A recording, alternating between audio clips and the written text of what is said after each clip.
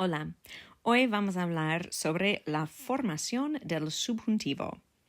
If you have not already watched my other video about an overview of the subjunctive and what it is, I suggest that you watch that one first so you can kind of understand.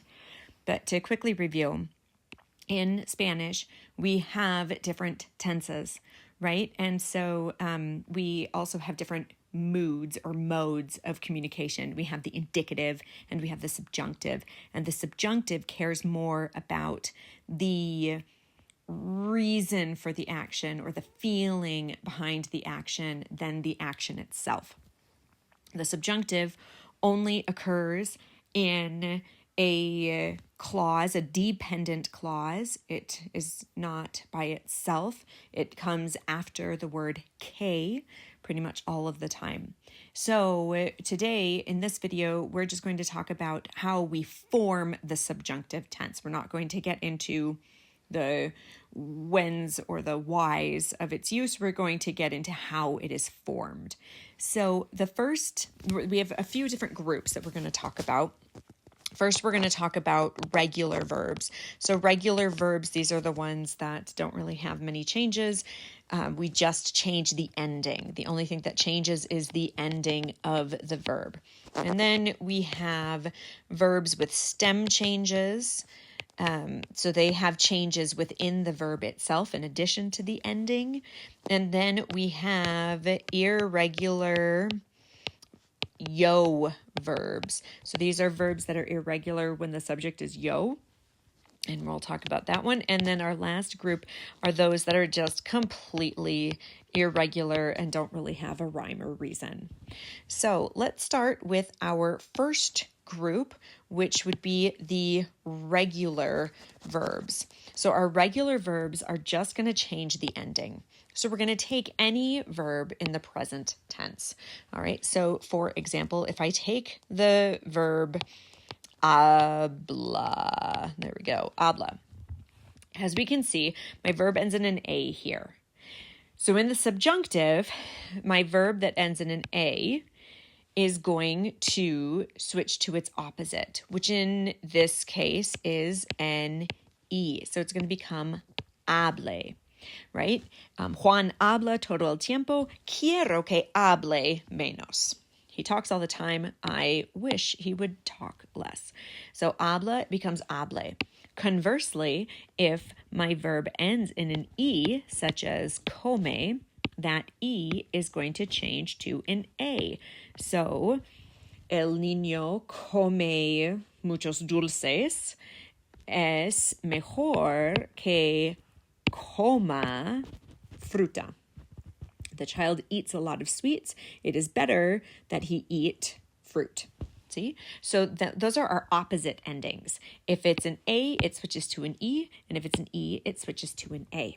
Now this works pretty much across the board. So if my verb in the present indicative is in a different subject, such as nosotros, for example. If I have bailamos,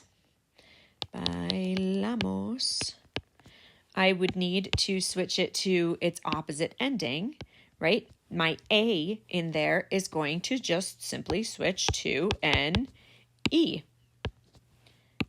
Bailemos. Okay, so bailamos toda la noche. Ojalá bailemos toda la mañana también. Or if I have, for example, vivimos. Now you might be saying, wait, that's an I, but the I, as you should know, falls into the ER category, IRER. They have the same rules in almost every single tense. So that I follows into my E category, so it is going to change into an A. Vivamos. Vivimos en Minnesota. Es mejor que vivamos en Colorado. So those are my regular verbs. Now, I mentioned stem changers, and stem changers really aren't that far off from my regular verbs. The only difference is that they change from my infinitive, such as pensar. they change from my infinitive to piensa. So they add that little en to it. So once again, I have an A here, and all that I'm going to do is change that A to an E. So I go from piensa to piense. Or I go from duermen to, right, there's my E. I go from duermen to duerman. My change is there, right? Whether it's in the indicative, piensa, or the subjunctive, piense. The indicative, duermen, the subjunctive, duerman. And just like in the present indicative, when I'm in the form of nosotros, such as pensamos, my stem change disappears, right? Pensamos, there's my A, pensamos. Well, if it's nosotros in the subjunctive, I don't have that stem change. So it's pensemos. So those are my stem changers. They pretty much act like my regular verbs. Okay? So a group that can get to be a little bit more confusing is the irregular yos. If I have a verb that is irregular in the yo form in the indicative, that yo form is going to follow it in the subjunctive.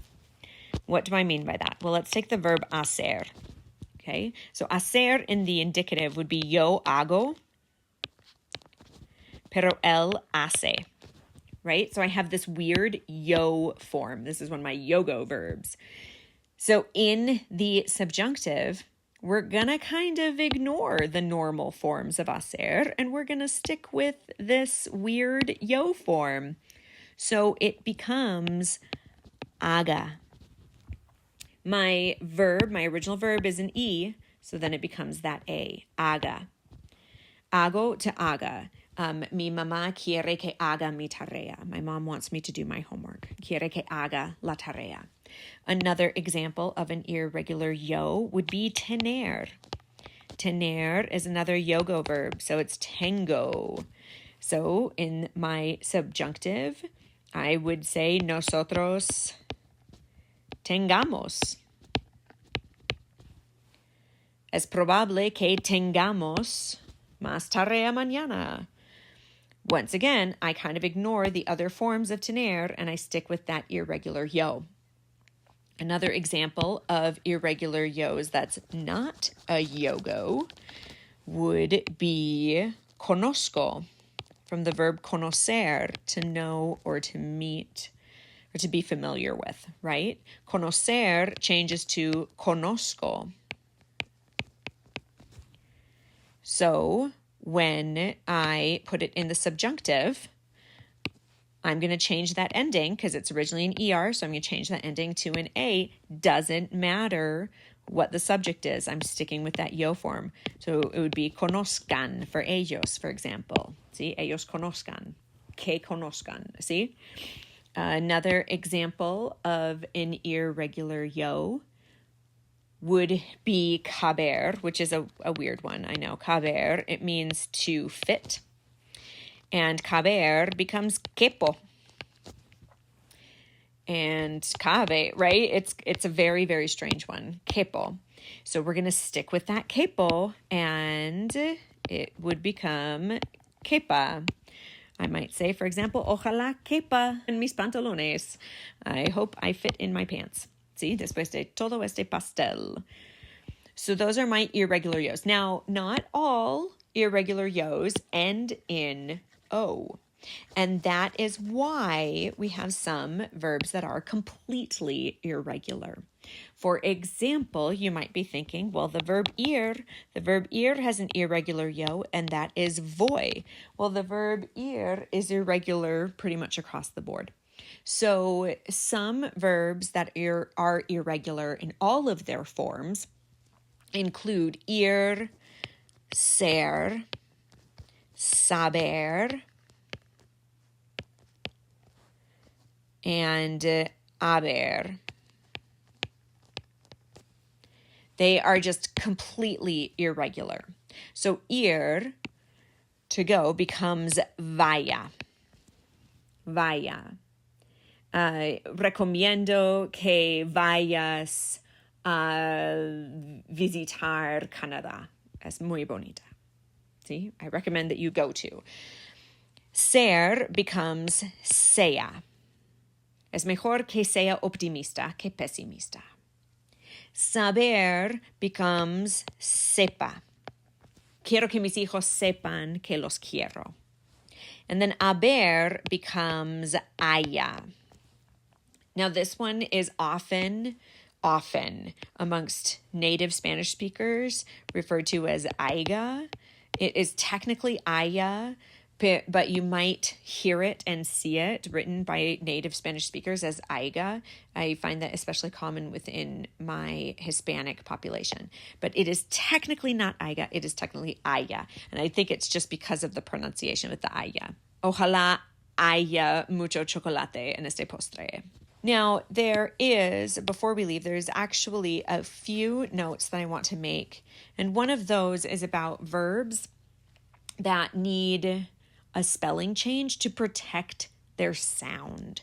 So, for example, the verb sacar, to take out, sacar, or the verb tocar, to touch, they run into a problem because this C is making a nice strong K sound. But if I change toca to my subjunctive, I have a problem because now that C has moved from making a K sound to a S sound. Or if I'm in Spain, a th sound, right? So I don't want to change toca to tose because that tose actually means coughs. So I obviously don't want to make that change.